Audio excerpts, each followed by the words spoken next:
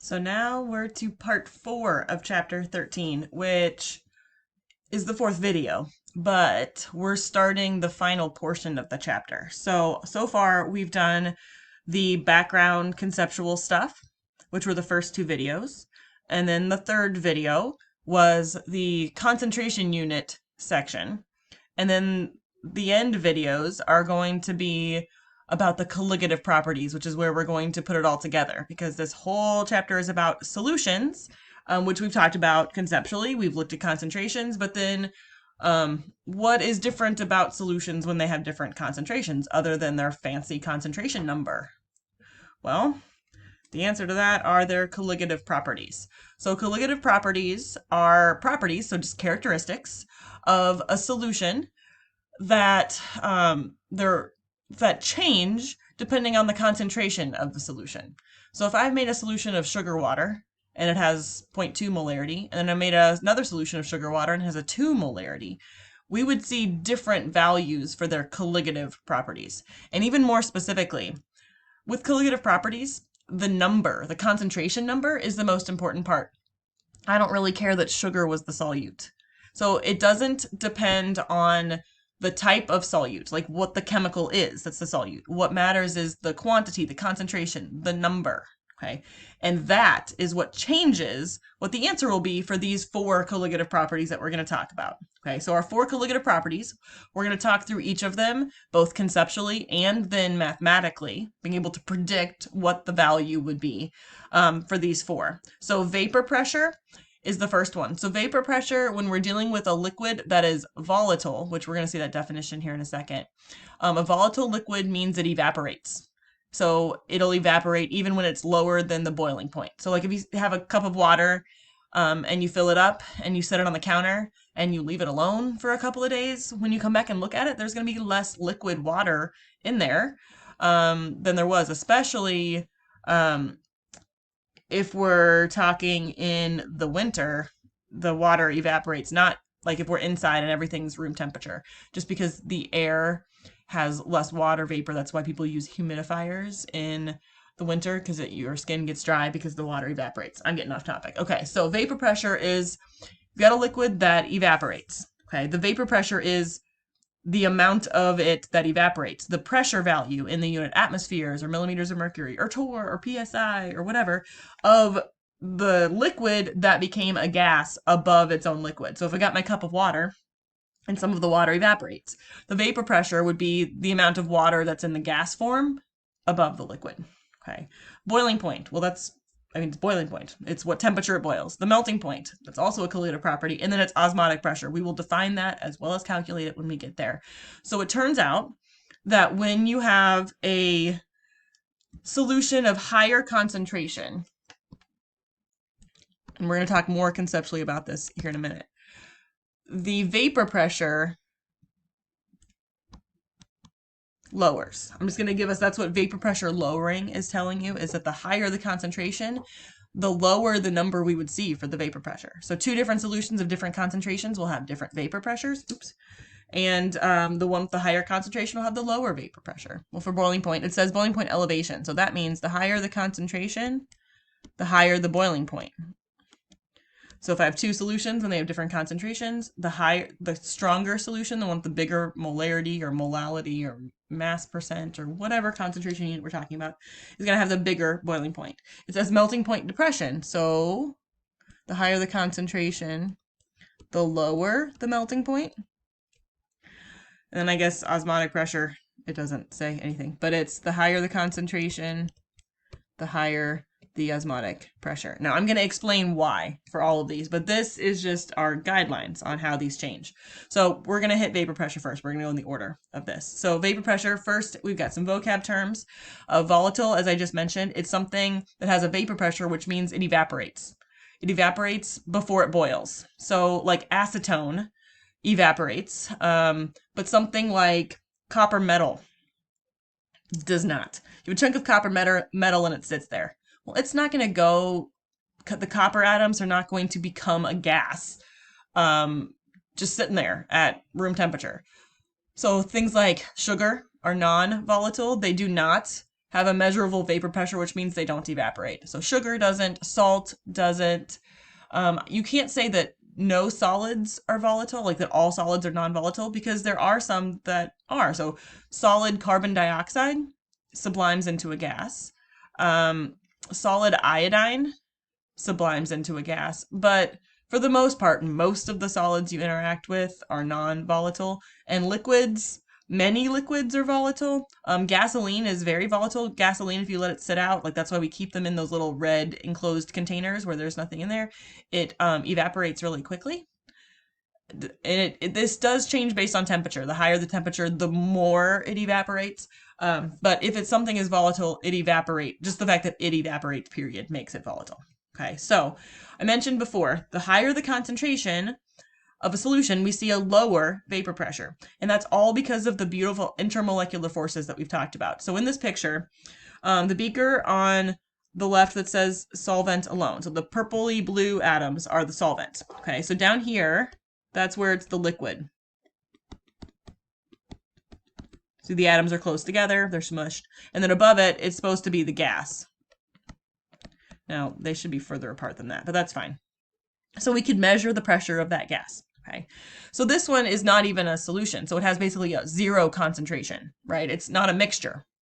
Now, in the second one, we added the solute, which are the red atoms hanging out right there. And so what we see happen is that we're going to have intermolecular forces between the red and the blue atoms. The red atoms and the blue atoms are going to be attracted to each other. Okay, so what's going to happen is they're going to act like magnets. They're going to be attracted to each other. They're going to stick together. So we're going to see fewer of the blue volatile solvent atoms evaporate because they're attracted to and sticking to the solute. So that's why the vapor pressure goes down, because less of it evaporates. The more solute you add, even less of the solvent evaporates because the solvent is attracted to the solute and they're going to stick together. So this is obviously only true for things that make a solution. If you add sand and water together, we don't see this relationship because they don't make an even mixture, but it has to be two things that you mix together that do make an even mixture, like salt and water. You mix them together, they mix. We're going to see salt water having a lower vapor pressure than just pure water. Or sugar water would have a lower vapor pressure than just pure water. And a 2 molar sugar water is going to have a lower vapor pressure than a 0.05 molar sugar water. So it's all because of those intermolecular forces. So conceptually, you guys are going to have to let me know if you've got questions about this. But again, it's the intermolecular forces. The solute and the solvent are attracted to each other. So the more they're attracted to each other, the less of the solvent that evaporates. Oh, there's a bigger picture. That's okay. We've already looked at the same picture. It looks nicer and bigger now, but there we are. So calculation-wise, Raoult's law, this equation, is how we can predict what the vapor pressure will be of a certain solution. Okay, so that's a good thing to be able to do. So we need to explain these 3 letters. Now, the good news is one of these letters should look familiar from when we talked about the different concentration units.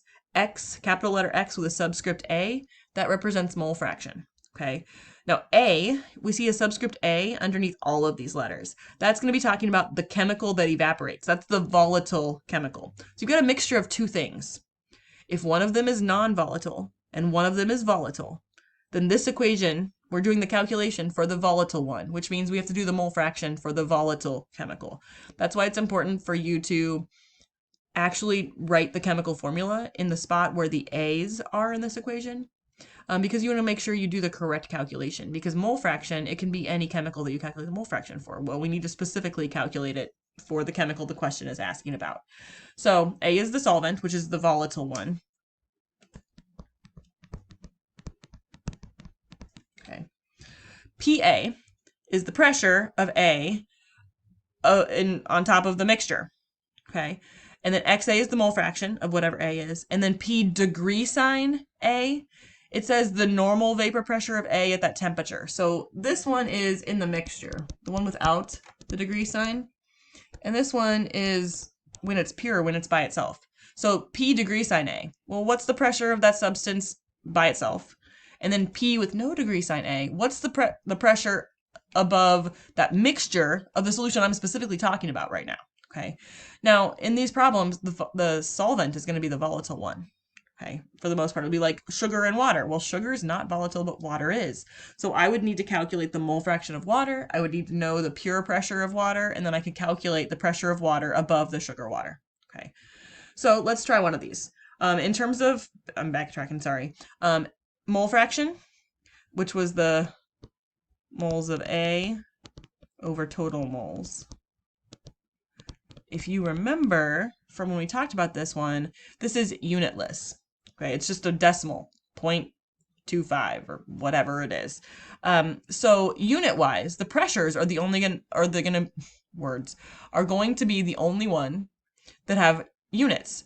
And so it doesn't really matter what units the pressures are in. There are a lot of options: atmospheres, millimeters of mercury, torr, psi, pascals. There's all kinds of things.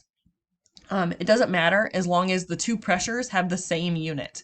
That's the only unit issue that we have here. P degree sign has to have the same unit as P. Okay, so let's try an example. A vapor pressure of pure water at 110 degrees Celsius is 1070 torr. A solution of ethylene glycol, which I'm telling you in the problem is non-volatile, which means it does not evaporate, and water, so I mix those two together, and it has a vapor pressure of 1.00 atmospheres at 110 degrees Celsius.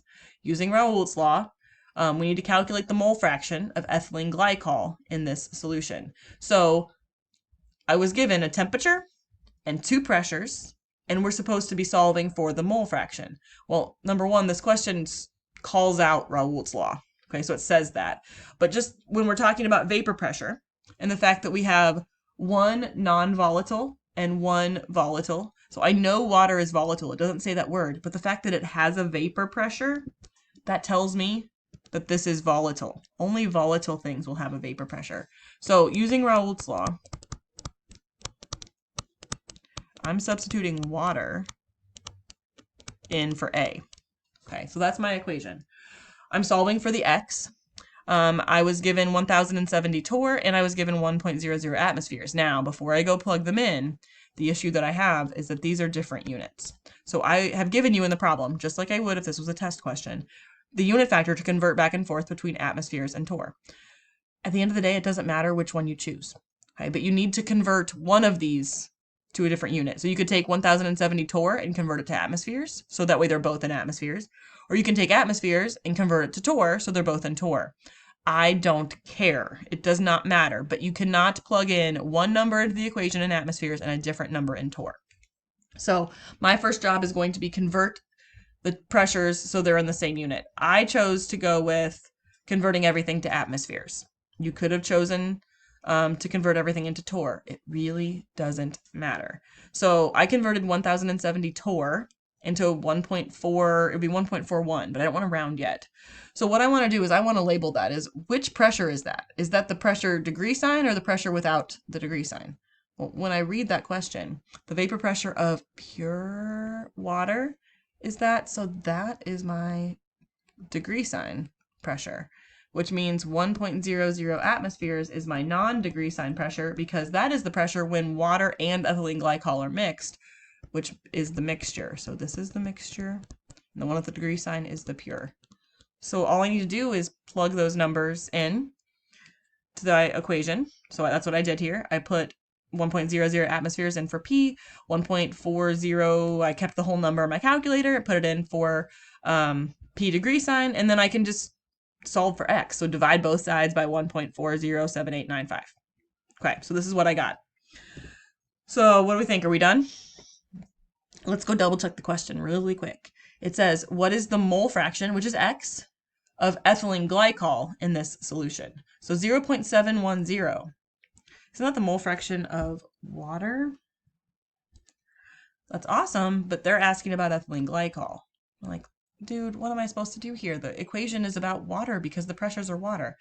Yes, but when we talked about mole fractions, in the last video, I mentioned the relationship. If you have a mixture of two things, I mentioned what their mole fraction should add together to equal. So that is, I'm going to write EG for ethylene glycol. So whatever the mole fraction of ethylene glycol is, I don't know right now. And whatever the mole fraction of water is. Now, since they're both, or they're the only two things in the mixture, they're going to add together to equal 1. Just like if this was 71.0% water, we could figure out what percent of ethylene glycol we have in the mixture, because we know that the 2% would have to add together to equal 100 because they're the whole mixture. We're doing the same thing here. It's just not in percent, it's in decimal form.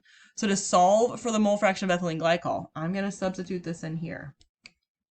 This pen.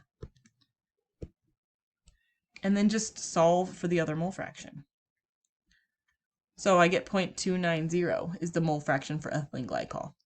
I tried to pick like the worst possible type of question I could ask for this. So hopefully we feel okay with this one. You will not always have to use this equation, but it's definitely going to happen sometimes. Okay. So, in the discussion worksheet, you're going to get to practice some more of these. So definitely let me know if you have questions. Now we have one more scenario. What happens if I mix two things together to make my solution and both of them are volatile? So in that last example, the ethylene glycol was non-volatile and the water was volatile. So we used Raoult's law. Awesome. But if they're both volatile, I've got a different situation because I have too many pressures. So what we're going to do, this is Dalton's law. This comes from chapter 10 in Gen Chem 1, which Dalton's law just says if you got a mixture of multiple gases, add their pressures together and you get the total. So pressure A and pressure B, A would be the one chemical in the mixture and B is the other one, and both of them have a pressure, so added together would give me the total pressure. And then we already know Raoult's law. So what I'm going to do is just some substitution. I'm going to plug this in for PA, and then rewriting about Raoult's law just for the other chemical, I'm going to substitute this in for PB, and this is also Raoult's law. Now, heads up, you do not need to memorize the Raoult's law equations. I will give you both of them, but you will need to recognize what the symbols mean and when to use this equation and when to use the one that just has A in it.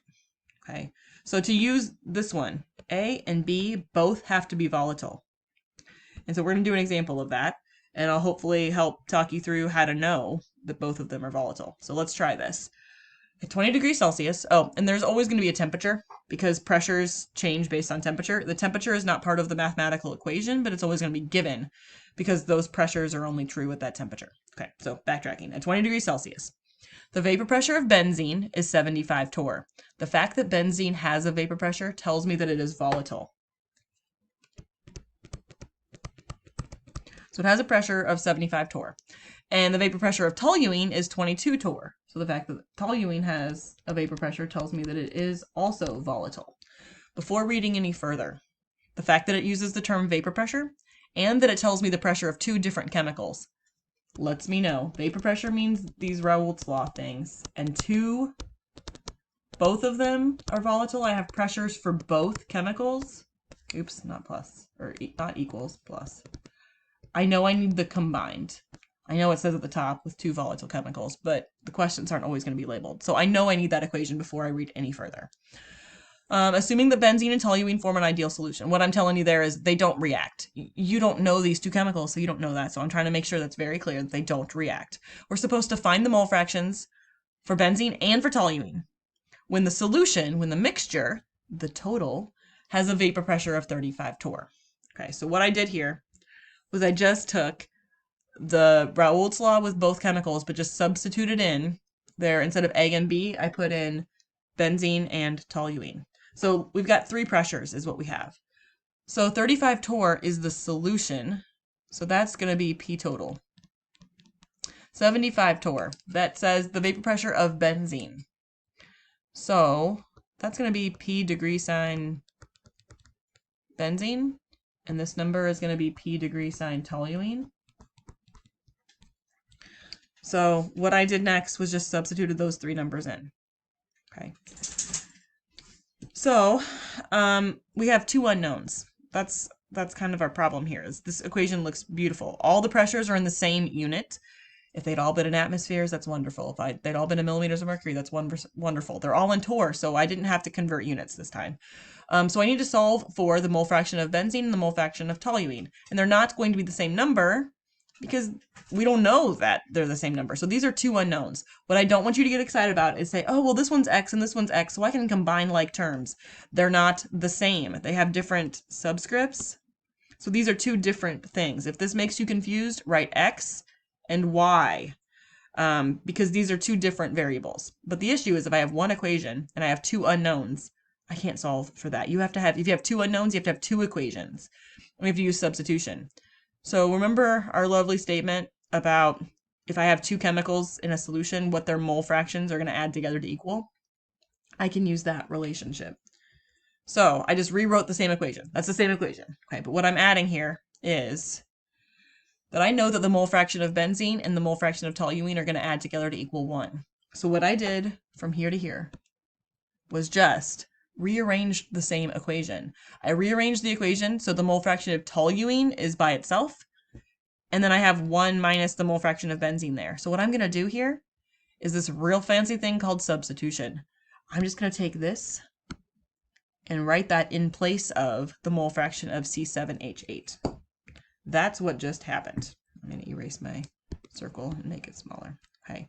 So what happens now is the X of C6H6 and the X of C6H6, those are the same variables, so I can combine like terms. So I'm not going to show all the algebra here. This is a chance for you to practice your algebra and make sure you feel okay. If at the end of this you got a different answer than me, you and I need to sit down and have a chat. That doesn't mean things are bad. That just means you and I need to talk through the algebra to make sure you're feeling good. So what I need to do is distribute the 22 torr, and that I need to combine like terms, getting everything with the x on it on one side and everything without the x on it on the other side. And then I would need to solve for the mole fraction. So here's once I combined like terms. Then I would need to divide both sides by 55 torr. And when I did that, I got 0.2453, which if I'm going to round to 2 sig figs is 0.25. Well, I need the other mole fraction as well. The question asked for both. So all I'm going to do is come back up to this beautiful equation and substitute this into right here. So I'm going to take 1 minus 0.25, and that will get me the mole fraction for toluene. So my answer is right there. Now, this question is worst case scenario. I took the longest, most time-consuming, most difficult version I could for a 2 volatile compound situation, and we just did that one. If I had given you in the question, if you knew like the mole fraction and the mole fraction and I asked you to solve for this one, oh no, bad things are happening with my dog, then we could do that without having to do substitution.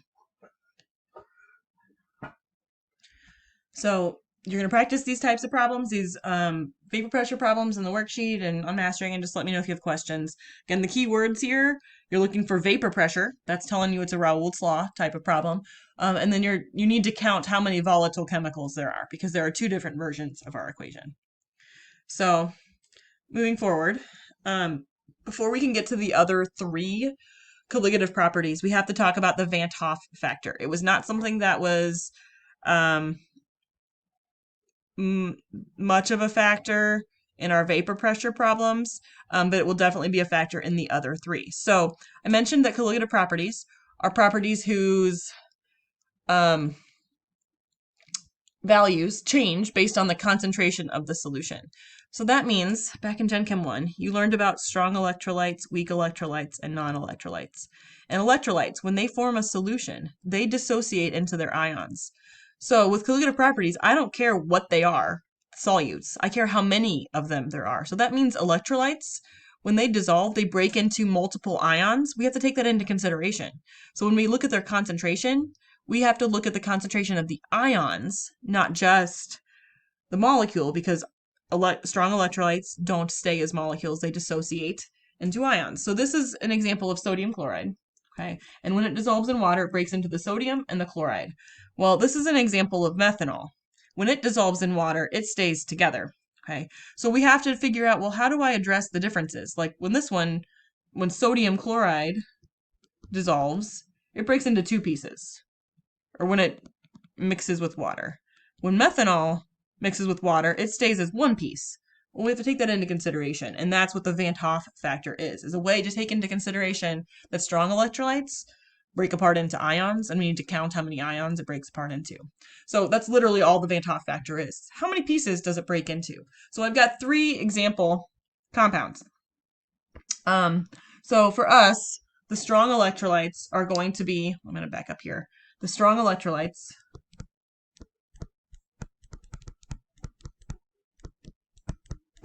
are ionic compounds. and acids. It's really only the 7 strong acids, but I'm just going to go with acids for right now. So those break apart, break into ions. And what we need to do is count how many. That's the Van 't Hoff factor. So sodium chloride breaks into sodium plus and Cl minus. So its Van 't Hoff factor is 2. CH3OH is not an ionic compound and it's not an acid. So its Van 't Hoff factor is 1 because it does not break apart. It stays as one whole. Okay. So what we're going to do is we're going to look at 3 examples here. And we're going to figure out, identify them as, are they things that break apart? And if they do, how many pieces do they break into? And if they don't, we're going to call their Van 't Hoff factor 1. So cobalt 2 nitrate. That is an ionic compound. And I recognize that because it's got a cation, cobalt 2, and an anion, nitrate ion. So remember those beautiful polyatomic ions? Back in Gen Chem 2, you had to learn to name ionic compounds. You had to write ionic and net ionic equations. We're just using the same scenarios here to identify things that break apart into ions that we did in Gen Chem 1. Okay, so cobalt 2 nitrate does break apart. It is an, I'm going to write Se for strong electrolyte. It breaks apart into, not calcium, cobalt 2 plus, and then a nitrate, and then a second nitrate. Because it's going to break into all of its ions. So here's one ion, and then there are 2 ions right there. The polyatomic ions stay together as polyatomic ions. If it's been a while and you don't remember your polyatomic ions, well, go back to that just Gen Chem 1 review that we did. Look over the list of polyatomic ions that we have there. Those are the things you need to recognize. So cobalt 2 nitrate is going to break into things like this. So we need to count how many are there. Well, there's 1, 2, 3. So its Van 't Hoff factor, which is abbreviated by the lowercase letter I for some reason, is equal to 3. So KCl, we have to identify as this either an acid or an ionic compound. Well, it is an ionic compound because it has a metal, potassium, which has a +1 charge, and chloride, which has a -1 charge. So we need to count how many pieces it breaks into. Well, there's a potassium ion and there's a chloride ion. That's the whole compound. So that adds together to equal 2 pieces. So its Van 't Hoff factor is 2. C2H6O2. Is that an ionic compound? No. It's got just nonmetals, carbon, hydrogen, oxygen. So this is a non-electrolyte. So its Van 't Hoff factor is 1. Okay. So what that means. So first we practice identifying Van 't Hoff factors, which is important. So that means that if I had a 0.1 molarity solution of all of these, like of the molecule, 0.1 molarity. Well, C2H6O2, its molarity once it dissolves in water would still be 0.1 because every molecule would stay one molecule. But potassium chloride, once I took the potassium chloride solid and mixed it with the water, each potassium chloride is going to break into 2 pieces. So basically it's going to double. So its molarity is now 0.2 molarity. Because every 1 KCl becomes 2 ions. For cobalt 2 nitrate, what do you think its molarity will be once it dissolves in water? Well, if it's 0.1 molarity as a molecule, when I multiply it by 3, it's going to be 0.3 molarity. I'm multiplying the molarity, or the concentration. It doesn't have to be molarity, it could be any concentration unit. And I'm multiplying it by the Van 't Hoff factor. So let's do that down here. The good news is we've already figured out their Van 't Hoff factor.